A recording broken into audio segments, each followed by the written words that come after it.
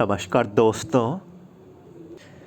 Friends, जैसा कि आप सभी लोग को मालूम है, मध्य प्रदेश एनएचएम के अंतर्गत 3 अगस्त 2022 स्टाफ नर्स की पोस्ट के लिए एग्ज़ाम आपका कंडक्ट कराया जाएगा। तो दोस्तों, आज का ये जो अपडेट है काफ़ी ज़्यादा महत्वपूर्ण यहाँ पे रहेगा। इसमें मैंने नर्सिंग के सवाल यहाँ पे डिस्कस किए, साथ ही साथ reasoning, current affairs, general awareness. तो ये सभी तरीके के सवाल आप सभी को इस वीडियो में मिलने वाले हैं। ये पार्ट नंबर 8 है। इससे पहले 7 अलग अलग पार्ट ऑलरेडी आ चुके हैं। यदि आप लोगों ने ये सारे पार्ट्स अभी तक नहीं देखे और एमपीएनएचएम स्टाफ नर्स के एग्ज़ाम में शामिल हो रहे हैं, तो सभी पार्ट्स आप लोग एक बार वॉच जरूर कर लेना।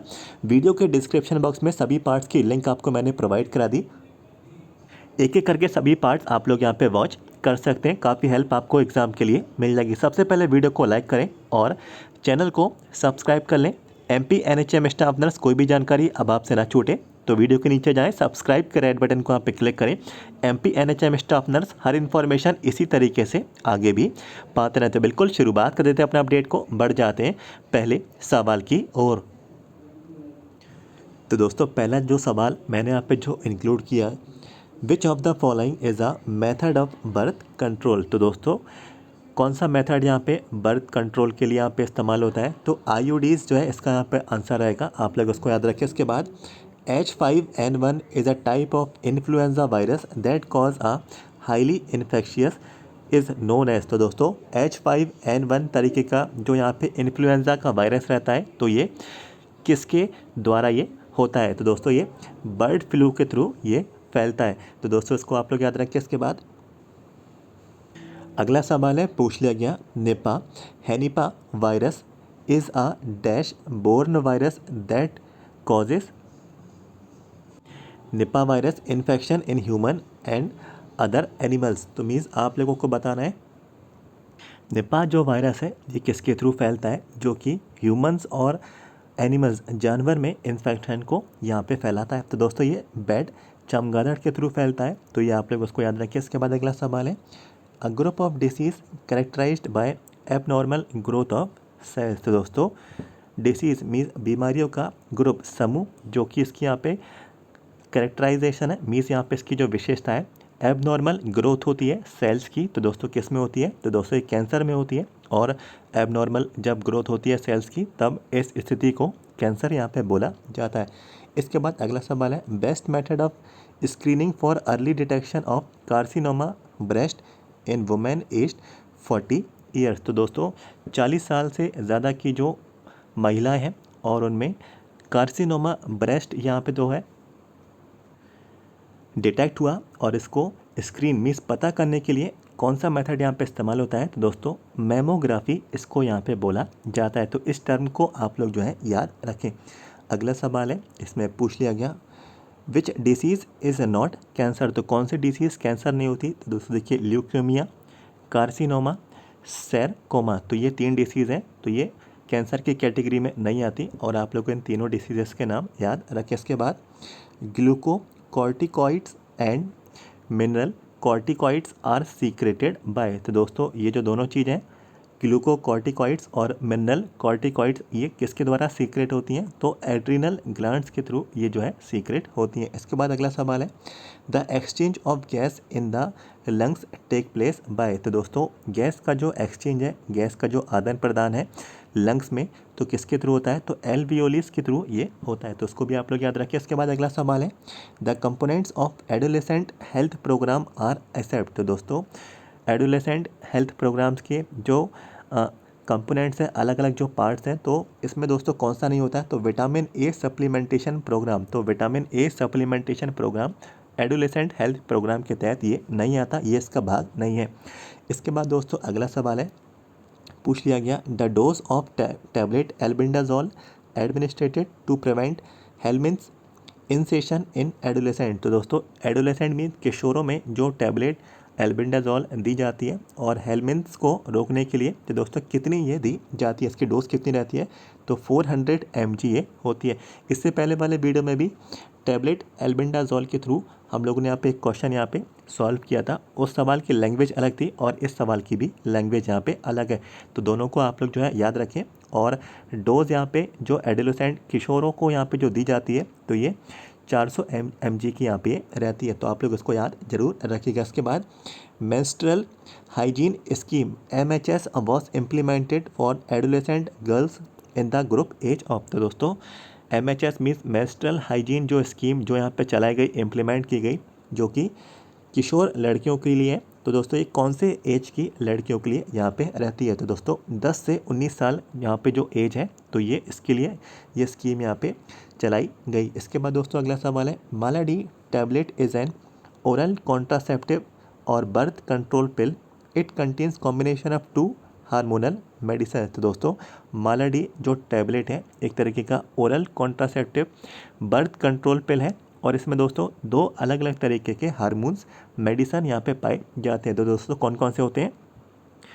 लिवेनोजेस्ट्रल एंड इथाइलिन इथनिल एस्ट्राडियोल। तो दोस्तों आप लोगों को ये दोनों टर्म आप लोगों को याद रखने हैं, इंपॉर्टेंट यहाँ पे ये दोनों टर्म रहेंगे। इसके बाद अगला सवाल है, what is the age criteria for female sterilization as per NHM guidelines. तो दोस्तों NHM के नियम के मुताबिक फीमेल स्टरलाइजेशन के यहाँ पे एज क्राइटेरिया क्या रहता है? तो 22 से 49 ईयर यहाँ पे रहता है, 22 से 49 साल। तो ये आप लोगों को एज का यहाँ पे जो ग्रुप है वो आपको यहाँ पे याद रखना है। इसके बाद which is the terminal method of contraception. तो कॉन्ट्रासेप्शन का टर्मिनल मेथड कौन सा होता है? दोस्तों स्टरलाइजेशन इसको यहाँ पे ये बोला जाता है। कुछ और यहाँ पे आगे के सवाल की ओर यहाँ पे बढ़ जाते हैं। पूछ लिया गया है, which of the following vaccine is administered to the newborn within 12 hours of birth. Means birth के बाद 12 घंटों के अंदर कौन सी वैक्सीन को दे दिया जाता है न्यू बॉर्न बेबीज़ में? तो दोस्तों हेपेटाइटिस बी की वैक्सीन जो है दे दी जाती है, ये 12 घंटों के अंदर जो है यहाँ पे प्रोवाइड करा दी जाती है न्यू बॉर्न बेबी में। इसके बाद the most common painless bleeding after 28 weeks of pregnancy is associated with.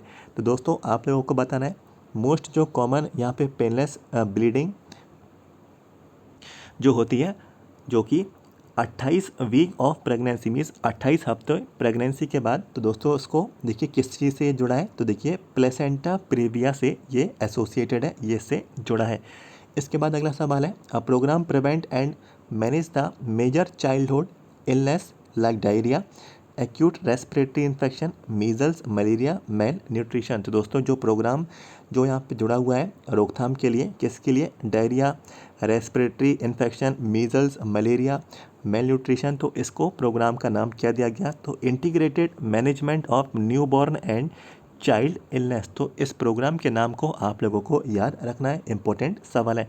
इसके बाद अगला सवाल है, A 7-year-old boy is infected with chickenpox. A boy has rashes, papules, vesicles and crust simultaneously. तो chicken pox से संबंधित यहाँ पे सवाल है, कोई 7 ईयर ओल्ड यहाँ पे बॉय है, लड़का है, और उसको चिकन पॉक्स है। तो ये सारे उसको सिम्टम्स यहाँ पे नज़र आए, रैशेस, पैप्यूल्स, वेसिकल्स। तो एक साथ ये सारे सिम्टम्स यहाँ पे नज़र आए, तो इस स्थिति, इस कंडीशन को क्या बोला जाता है? तो दोस्तों देखिए लियोमॉर्फिज्म इसको यहाँ पे बोला जाता है, और आप लोगों को ये इसको याद रखना है। इसके बाद अगला सवाल है, parental transmission is said to occur when it transmits from. तो दोस्तों पेरेंटियल ट्रांसमिशन यहाँ पे जो होता है, और ये कब होता है? जब ये ट्रांसमिट होता है मदर से बेबी में, मीन्स मदर से इन्फेंट में, या फिर हम लोग कहें मदर से भ्रूण में, तभी यहाँ पे ये ट्रांसमिशन ये होता है। इसके बाद दोस्तों अगला सवाल है, पूछ लिया गया, which of the following drug is prescribe to prevent the health of women with HIV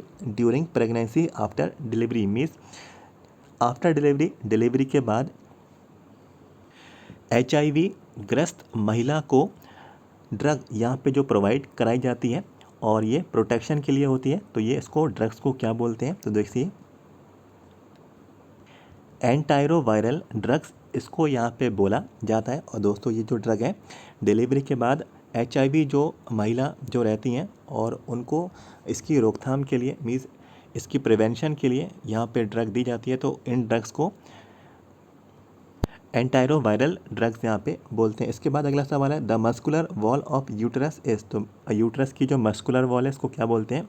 myometrium इसको यहाँ पे बोला जाता है। इसके बाद skin rashes are important clinical feature of. तो स्किन में जो रैशेस हैं तो ये किसके फीचर्स हैं, क्लिनिकल फीचर्स किसके हैं? तो ये मीजल्स के हैं। इसके बाद दोस्तों अगला सवाल है, maternal hypothyroidism during pregnancy can lead in the child. तो दोस्तों जो मैटरनल हाइपोथायरॉयडिज्म है प्रेगनेंसी के दौरान ये जो है लीड करती है चाइल्ड में, तो इसको क्या बोलते हैं, तो क्रेटिनिज्म इसको यहाँ पे बोला जाता है। इसके बाद दोस्तों आगे के जो सवाल है इसको भी मैं यहाँ पे कवर कर लेता हूँ। पूछ लिया गया, this scheme aims to improve cleanliness, hygiene, waste management practices in public health facilities. तो दोस्तों इस स्कीम का नाम आपको बताना है जो कि इम्प्रूव करता है क्लीनिनेस मीन्स स्वच्छता को, साफ सुथरेपन को, वेस्ट के मैनेजमेंट को। तो दोस्तों इसको कौन सी स्कीम है, कायाकल्प स्कीम यहाँ पे इसको बोला जाता है। इसके बाद अगला सवाल है, this scheme for laboratory quality improvement mandates for focused intervention for improving and standardisation the equality the quality of laboratory services. Simple तरीके से सवाल आप लोगों से पूछ लिया गया, लेबोरेटरी जो सर्विसेज रहती हैं इनकी इम्प्रूवमेंट के लिए एक दोस्तों स्कीम यहाँ पे बनाई गई है, तो इसको दोस्तों क्या बोलते हैं, लाइफ स्कीम। तो ये स्कीम का नाम आप लोगों को याद रखना है। इसके बाद लिखा है MOHFW has launched labour room quality improvement initiative named as. तो मिनिस्ट्री ने यहाँ पे दोस्तों labour room quality improvement initiate यहाँ पे एक बनाया गया है और इसको क्या बोला गया, लक्ष्य इसको यहाँ पे बोला गया है। लक्ष्य की स्पेलिंग जो है एज इट इज़ यही रहेगी, LAK ना होके LAQ यहाँ पे रहेगा। तो इस चीज़ का आप लोगों को याद रखना है। इसके बाद which SDG goal related to improving the health and well being. दोस्तों एक गोल आप लोगों से पूछा जा रहा है SDG गोल और ये इम्प्रूव करता है हेल्थ को। तो दोस्तों यहाँ पे देखिए गोल नंबर 3 है, तो ये आप लोग इसको याद रखें। इसके बाद पूछ लिया गया, community health centres CSCs are established and maintained the by the state government under MNP BMS programme in hilly या फिर difficult to reach tribal areas with a population of. तो सिंपल आप लोगों से पूछ लिया गया कि कम्युनिटी हेल्थ सेंटर्स में कितनी पॉपुलेशन जो है यहाँ पे कवर रहती है। स्पेशली यहाँ पे बोला गया है हिली मीन्स जो यहाँ पे पहाड़ी एरियाज़ रहते हैं, या फिर डिफ़िकल्टी मीन्स पहुँचने में डिफ़िकल्टी है, मीन्स पहुँच नहीं पाते हैं लोग, और ट्राइबल एरियाज़ में। तो क्या यहाँ पे पॉपुलेशन का मापदंड है, तो दोस्तों 80,000 यहाँ पे ये पॉपुलेशन का यहाँ पे मापदंड यहाँ पे रखा गया है कम्युनिटी हेल्थ सेंटर्स में, जो कि हिली एरियाज़ में है और यहाँ पे अनरीचेबल जो प्लेसेस हैं या फिर ट्राइबल एरियाज़ यहाँ पे जो रहेंगे। तो इस चीज़ का आप लोगों को याद रखना है। इसके बाद अगला सवाल है, ऑन विच ईयर प्रधानमंत्री सुरक्षित Matritva Abhiyan PMSMA was launched under national health mission. तो दोस्तों NHM के अंतर्गत जो स्कीम यहाँ पे जो लॉन्च की गई प्रधानमंत्री सुरक्षित मातृत्व अभियान PMSMA, तो इस फुल फॉर्म को भी आप लोग याद रख लें। और ये कब इसको लॉन्च किया गया, 2016 में इसको यहाँ पे शुरुआत कर दी गई, लॉन्च इसको कर दिया गया। अगला सवाल है, objective of national mental health program are.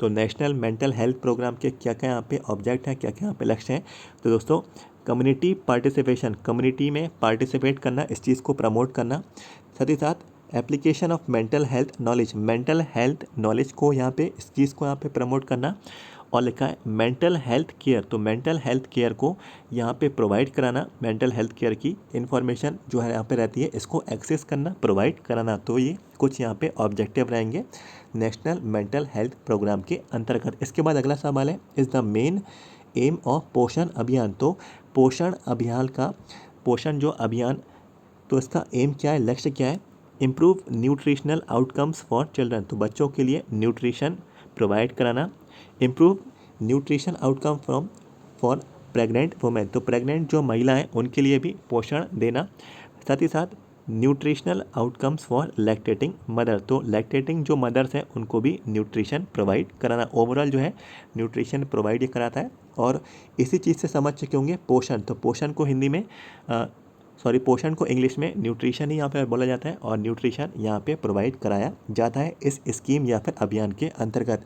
इसके बाद अगला सवाल है, the full form of Ayushman Bharat योजना। तो आयुष्मान का आप लोगों को यहाँ पे फुल फॉर्म पूरा बताना है। भारत योजना जो है आयुष्मान भारत प्रधानमंत्री जन आरोग्य योजना, तो ये पूरा इस योजना का नाम है और शॉर्ट में इसको बोलते हैं आयुष्मान भारत योजना। तो उसको आप लोग एक बार फिर से यहाँ पे याद रखें, आयुष्मान भारत प्रधानमंत्री जन आरोग्य योजना।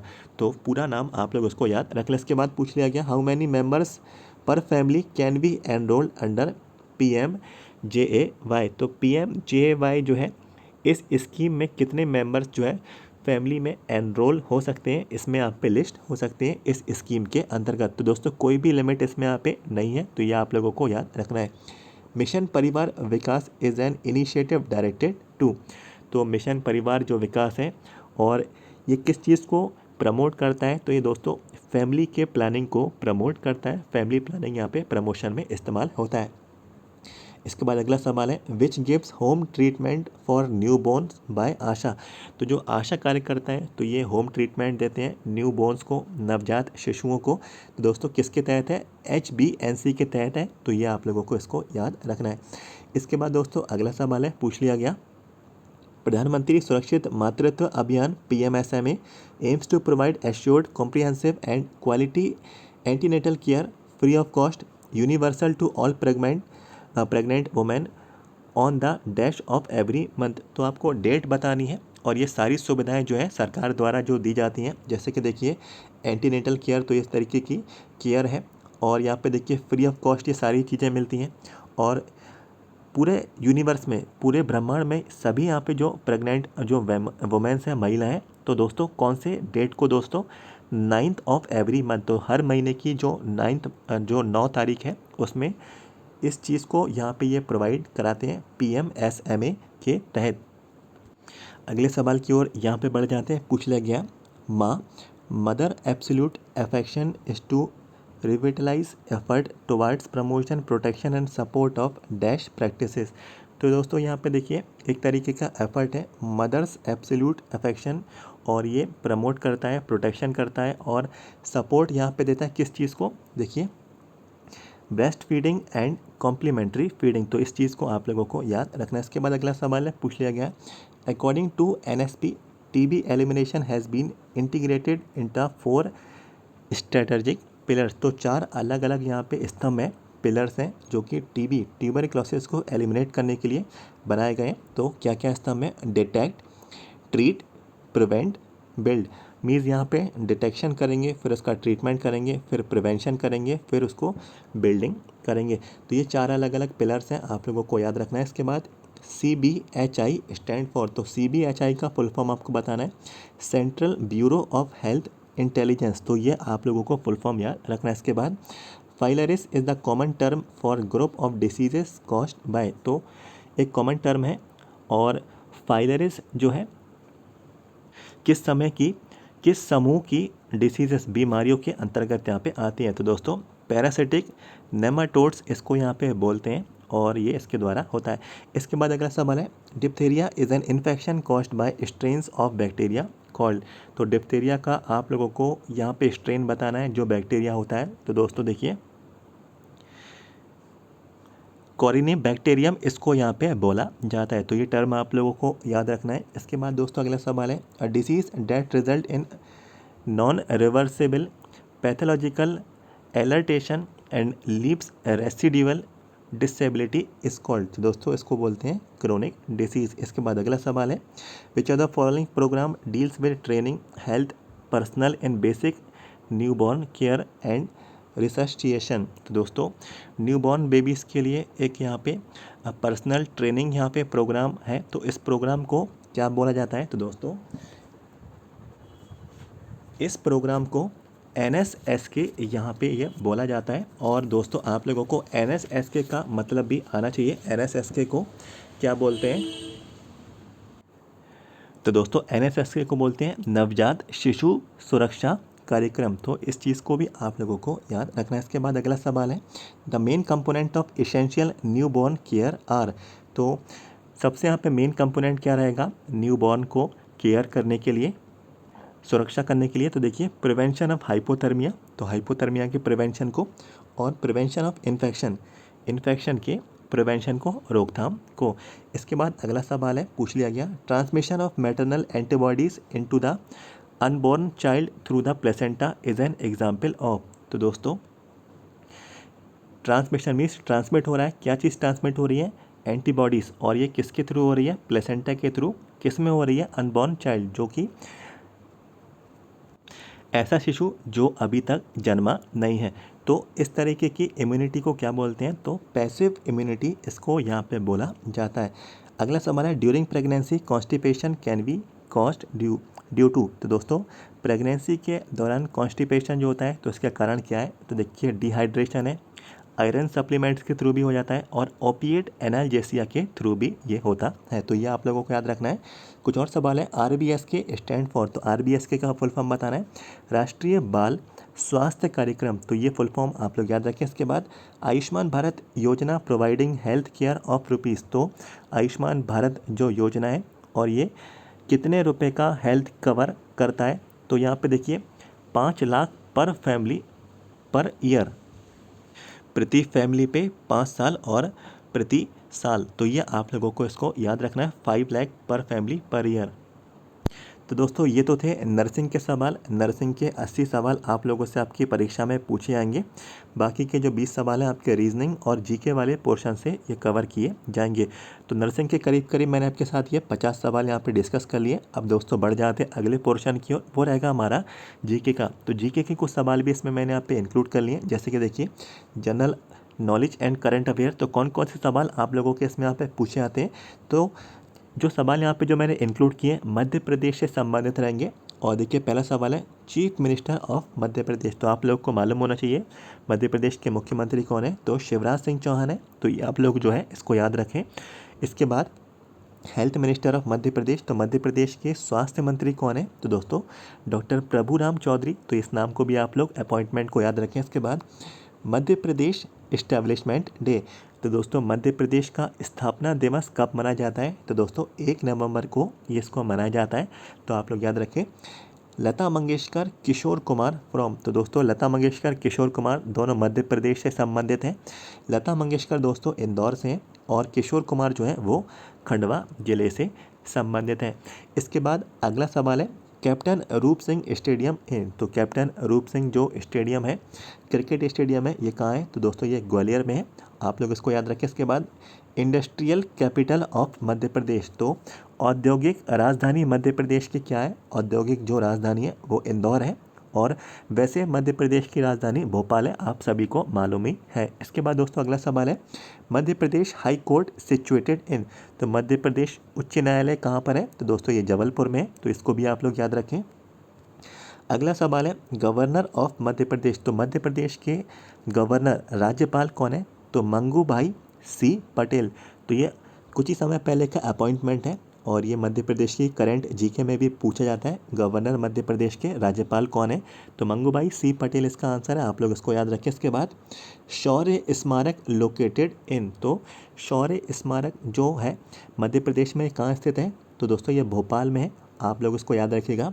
पूछा जा रहा है अगला सवाल literacy rate as per census Madhya Pradesh, तो मध्य प्रदेश का लिटरेसी रेट साक्षर दर क्या है एज पर सेंसस, तो जो जनगणना आयोजित कराई गई थी तो इसके मुताबिक मध्य प्रदेश का साक्षर दर क्या है, तो दोस्तों 69.32 है, ऑलमोस्ट हम लोग कह सकते हैं 70%, लेकिन यहाँ पे जो है 69.32 इसका यहाँ पे आंसर यहाँ पे रहेगा, और ये लिटरेसी रेट है मध्य प्रदेश का सेंसस के मुताबिक।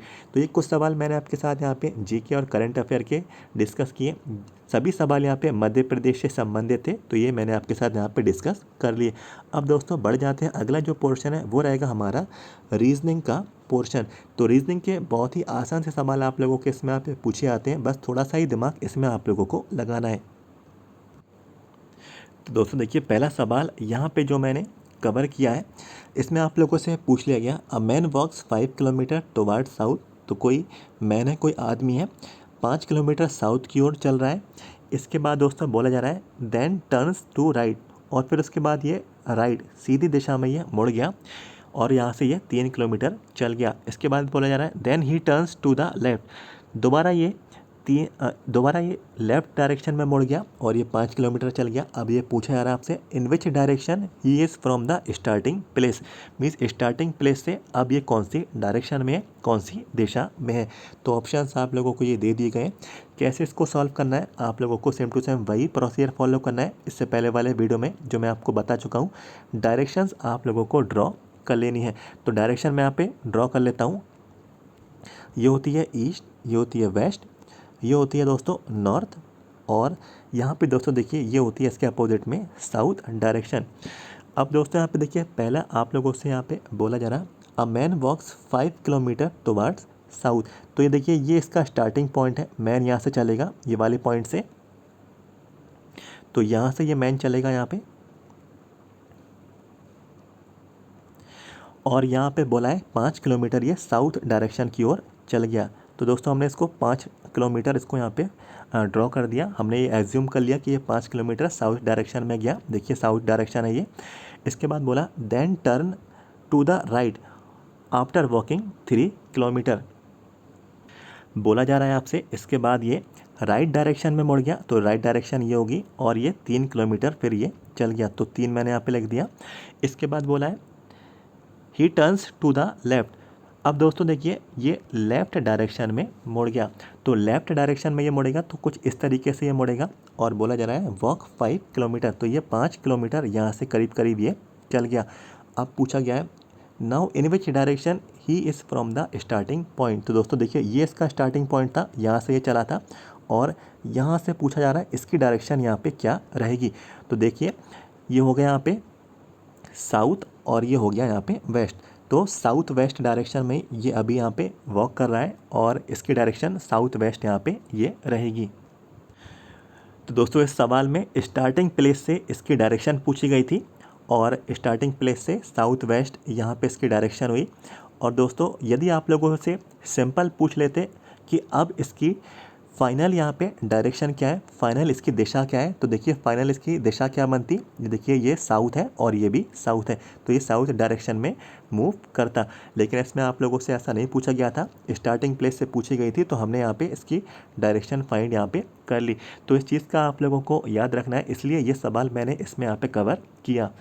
अब दोस्तों अगले एक और सवाल की ओर यहाँ पे बढ़ जाते हैं। दोस्तों देखिए लिखा है rose is coded as 6821, chair is coded as 73456, preach PREACH is coded as. तो दोस्तों देखिए अलग अलग कोड आपको दिए गए, रोज़ इस तरीके से लिखा गया, चेयर इस तरीके से लिखा गया, प्रीच इस तरीके से लिखा गया। हमें बताना है सर्च किस तरीके से ये लिखा जाएगा। तो दोस्तों इसी में ही आप लोगों को आंसर मिल जाएगा। देखिए सबसे पहले हमें एस का निकालना है, तो एस का हम लोग, चलिए मैं यहाँ पे इस तरीके से लिख देता हूँ SEARCH। तो हमें सबसे पहले एस का निकालना है। देखिए एस किस में आ रहा है, एस देखिए थर्ड नंबर पे इस तरफ आ रहा है और यहाँ पे देखिए इस तरफ आ रहा है 2, तो हमें यहाँ पे 2 आ गया। इसके बाद पूछा जा रहा है ई, तो देखिए ई एस के बाद ही यहाँ पे दिया गया है 4th नंबर पे, और 4th नंबर पे दोस्तों यहाँ पे देखिए 1 दिया है, तो देखिए ई की जगह यहाँ पे हम लोग यहाँ पे 1 कर देंगे। इसके बाद दोस्तों हमें ए का निकालना है, तो देखिए ए किस में आ रहा है, तो दोस्तों देखिए चेयर के ए में यहाँ पे ए आ रहा है और थर्ड नंबर पे ये 4 आ रहा है, तो यहाँ पे हम लोग यहाँ पे इसको 4 लिख देंगे। इसके बाद दोस्तों हमें निकालना है आर का कोड, तो आर देखिए सबसे पहले नंबर पे यहाँ पे लिखा है और सबसे पहले हो गया यहाँ पे इसका 6, तो यहाँ पे 6 हो गया। और फिर इसके बाद हमें सी का निकालना है, तो देखिए सी किस में आ रहा है, तो सी देखिए इस वाले में आ रहा है चेयर में और सबसे पहले नंबर पे आ रहा है, तो सबसे पहले नंबर पे यहाँ पे 7 आ रहा है, तो हमने इसमें यहाँ पे 7 यहाँ पे लिख दिया। और इसके बाद दोस्तों बचता है एच, तो एच का कैसे निकालेंगे, एच इसमें आ रहा है और एच देखिए सबसे आखिर में 3 यहाँ पे इसका कोड यहाँ पे आ रहा है, तो ये इसका आंसर आ गया 214673। तो दोस्तों ऑप्शन नंबर 1 जो है 214673, तो ये इसका आंसर यहाँ पे हो जाएगा। इजीली तरीके से इसका कोड यहाँ पे ये निकल आएगा। अगले सवाल की ओर यहाँ पे बढ़ जाते हैं। अब दोस्तों देखिए अगला सवाल है, यह आप लोगों को एक सीरीज़ दे दी गई है 1 3 9 27 81, तो कैसे इसको आप लोगों को आगे का नंबर आप लोगों को निकालना है। देखिए यहाँ पे देखिए 1 है और इसके बाद 3 है, इसके बाद 9 है, इसके बाद 27 है, इसके बाद यहाँ पे 81 है और फिर दोस्तों हमें आगे का यहाँ पे इसका आंसर यहाँ पे निकालना है, क्वेश्चन मार्क हमको यहाँ पे फिल करना है। तो बिल्कुल देखिए क्या लॉजिक यहाँ पे निकालना है, 1 × 3, तो यहाँ पे 3 का मल्टीप्लाई हुआ, फिर देखिए 3 × 3, तो यहाँ पे देखिए 3 × 3 होता है 9, फिर देखिए 9 × 3 जा इंटू 3 यहाँ पे भी होगा 27 का मल्टीप्लाई इंटू 3 करेंगे तो यहाँ पे देखिए 81 होगा। और इसी तरीके से इसका भी निकलेगा 81 × 3, तो देखिए 3 × 1 = 3 और 8 3 जा 24। तो दोस्तों 243 इसका यहाँ पे आंसर आ जाएगा। ऑप्शन नंबर डी इसका सही विकल्प ये रहेगा। तो सब में देखिए 3 से मल्टीप्लाई हो रहा था, इसी चीज़ का लॉजिक जो है इसमें फिट हो रहा था और हमने बड़े आराम से जो है इसका आंसर यहाँ पे फाइंड आउट कर लिया। एक और अगले सवाल की ओर हम लोग यहाँ पे बढ़ जाते हैं। अब दोस्तों देखिए आप लोगों को बताना है इसका आंसर यहाँ पे क्या होगा। कुछ इसी तरीके का सवाल है। 8 16 क्वेश्चन मार्क 64 128। तो देखिए 8 16 और फिल इन द ब्लैंक्स है, फिर इसके बाद 64 है और इसके बाद 128 है। तो इसमें कैसे लॉजिक निकालना है, कोशिश करें आप लोग उसको सॉल्व करने की। तो दोस्तों देखिए यहाँ पे देखिए लिखा है 8 से 16। तो देखिए 8 की टेबल पढ़ेंगे तो 8 की टेबल में मल्टीप्लाई बाय 2 यहाँ पे हो रहा है और फिर हमें इसका मालूम नहीं चल पा रहा है कि देखिए आगे क्या आएगा। फिर देखिए आगे भी हमको एक तरीके का यहाँ पे देखिए मल्टीप्लिकेशन मिल रहा है। तो 64 इंटू जब मल्टीप्लाई 2 करेंगे तो 128 ये यहाँ पे आएगा। तो हमें मालूम ही चल गया मल्टीप्लाई 2 यहाँ पे हो रहा है, मल्टीप्लाई 2 यहाँ पे हो रहा है। तो यहाँ पे भी दोस्तों देखिए क्या होगा मल्टीप्लाई बाय 2। तो 16 इंटू 2 जो है यहाँ पे हो जाएगा 32। तो 32 इस सीरीज़ का आंसर यहाँ पे रहेगा। ऑप्शन नंबर 20 का सही विकल्प पे रहने वाला है। और 32 का मल्टीप्लाई भी इस पे करेंगे मल्टीप्लाई बाय 2 तो 64 यहाँ पे आएगा। तो मल्टीप्लाई बाय 2 का लॉजिक यहाँ पे ये फॉलो हो रहा था और हमने इजीली तरीके से इसका आंसर यहाँ पे फाइंड आउट कर लिया। तो इन्हीं तरीके के क्वेश्चंस की आप लोग जो है प्रैक्टिस करें। इसके बाद एक और अगले सवाल की ओर यहाँ पे बढ़ जाते हैं। ये कुछ यहाँ पे इंपॉर्टेंट सवाल है। तो दोस्तों देखिए आप लोगों को यहाँ पे सीरीज़ में 4 ऑप्शन दे दिए गए हैं, 4 फिलअप्स आपको दिए गए हैं और ये फिल इन द ब्लैंक्स आप लोगों को फिल करना है। इन चारों में से कोई ना कोई एक ऑप्शन इन फिल इन द ब्लैंक्स में फिट बैठेगा। तो कैसे इसका आंसर आप लोग निकालेंगे, सी सी सी बी बी। तो मैं एक बार यहाँ पे लिख देता हूँ पूरा सवाल। फिर देखिए डबल ए आ जाएगा यहाँ पे, ठीक है। फिर इसके बाद आ जाएगा डबल सी आ जाएगा। फिर इसके बाद आ जाएगा बी बी बी ए और फिर यहाँ पे एक और यहाँ पे फिल इन द ब्लैंक्स आएगा और यहाँ पे आ जाएगा सी। तो कैसे निकालना है आप लोग देखिए कैसे। तो दोस्तों देखिए यहाँ पे देखिए डबल ए है तो डबल ए के पहले हमेशा क्या आ रहा है बी। तो यहाँ पे भी देखिए डबल ए है तो डबल ए के पहले यहाँ पे आ जाएगा बी। तो ये फॉलो हो गया सी सी सी बी बी ई।